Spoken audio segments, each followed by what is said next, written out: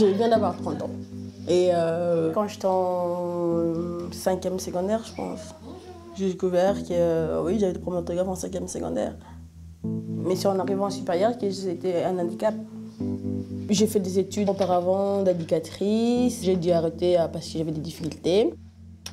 Je suis partie au Sénégal durant plus ou moins 3 mois pour faire de l'humanitaire. Et le fils aîné de la famille où j'étais, lui, il voulait faire tout pour pouvoir partir de là, pour pouvoir réussir sa vie, pour pouvoir venir retourner après, aider sa famille, quoi. Du coup, en voyant tout ça, moi, je me suis rendu compte que j'avais envie de travailler dans un métier où j'aide les gens, je les accompagne à faire leurs démarches, les gens qui viennent d'arriver à se situer, à se retrouver aussi eux-mêmes. Par la suite, j'ai fait l'étude d'éducateur spécialisé. Et quand je suis arrivée en éducateur, c'est l'année où tout a changé. On a cherché mon bulletin et j'ai appris que j'avais raté une matière et que cette matière-là, si je ne le réussissais pas en deuxième session, c'était foutu, quoi. Le prof qui a corrigé mon examen, il ne connaissait rien de moi, ni de mes lacunes, ni de mes problèmes de base. J'étais en colère, j'avais la rage, j'avais envie de dire tout ce que je ressentais, j'étais énervée. Il y a Dio for Job qui m'a contactée en me disant écoutez, nous correspondons au profil des gens qu'on cherche. Donc je suis contente parce qu'on t'a trouvé une mentor.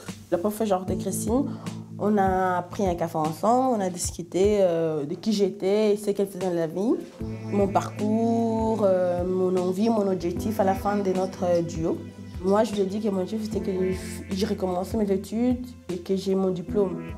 Et directement, elle m'a dit moi, je ne vois pas ce qui pourrait t'empêcher d'arriver à ton objectif. Si on prouve comme quoi tes difficultés ne sont pas dues à toi et dues à plein de choses qui rentrent en jeu. Elle m'a aidée à faire les tests pour prouver ce que j'avais comme difficulté, à mettre les choses en place, à mettre des mots sur les problèmes que j'avais aussi. Actuellement, je pense que j'ai besoin d'un nouveau départ.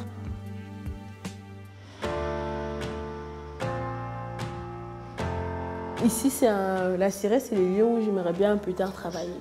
C'est un lieu où les gens de l'immigration viennent pour se faire aider à l'accompagnement par rapport à leur situation, les démarches administratives, comment s'intégrer, tout diverses choses pour pouvoir avoir une meilleure vie, quoi.